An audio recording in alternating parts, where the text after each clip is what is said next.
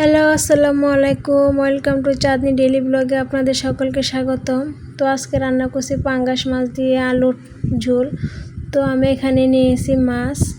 সবগুলি মাছের উপর আমি লবণ, হলুদ, মরিচের গুঁড়া এবং সামান্য তেল দিয়ে এটাকে ভালোভাবে মেখে নেব। দেখুন মাছগুলি আমার মাখানো হয়ে গিয়েছে। এখন চুলায় বসিয়ে দেব প্যান। দিয়ে দিয়েছি পরিমাণ মতো তেল। তেলটা গরম হয়ে আসলে আমি এখানে দিয়ে দেব এক এক করে সবকটা মাছের পিস।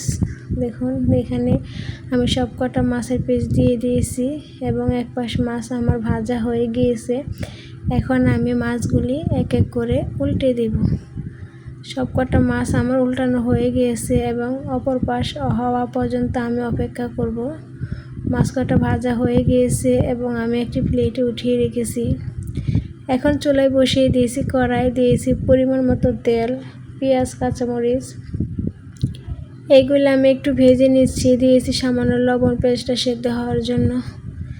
ভাজা হয়ে গিয়েছে। এখন দিয়ে দিব আদা রসুন বাটা, হলুদের গুঁড়া, মরিচের গুঁড়া এবং দিয়ে দিব পরিমাণ মতো জিরার গুঁড়া এবং লবণ স্বাদ মতো এবং দিয়ে দেব সামান্য পানি। এগুলি দিয়ে আমি মশলাটা ভালোভাবে কষিয়ে নেব। কষানো হয়ে গিয়েছে। এখন আমি এখানে দিয়ে দিয়েছি কেটে রাখা আলুগুলো আমি একটু ভালোভাবে কষিয়ে নেব।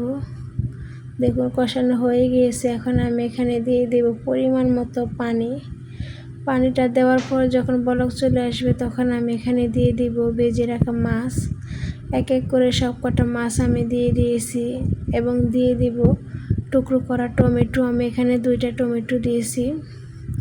এবার আমি একটি ঢাকনা দিয়ে ঢেকে রাখবো কিছুক্ষণ পর ঢাকনা খুলে আমি আবার একটু নাড়াচাড়া দেব। আমার রান্নাটা প্রায় শেষের দিকে চলে এসেছে। এখন আমি ঢাকনা দিয়ে ঢেকে গ্যাসটা অফ করে দেব। দেখুন আমার রান্নাটা কমপ্লিট হয়ে গেছে।